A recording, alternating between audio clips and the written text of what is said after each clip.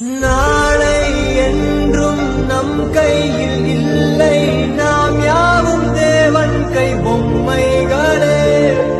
என்றால் கூட போராடு நண்பா, என்றைக்கும் தோற்காது உண்மைகளே. செங்கோட்டை பொன்னெல்லாம் ஓடு, கோல்டு தேடி வரும் உங்கள் வாழ்வு. டேய் மச்சான், நான் யூடியூப்ல வீடியோ போட்டிருக்கேன், எப்படி இருக்குன்னு பார்த்து சொல்றா. பார்த்தேன், ஒரு வீடியோவும் நல்லா இல்ல. நீ எல்லாம் எதுக்குடா வீடியோ பண்ற?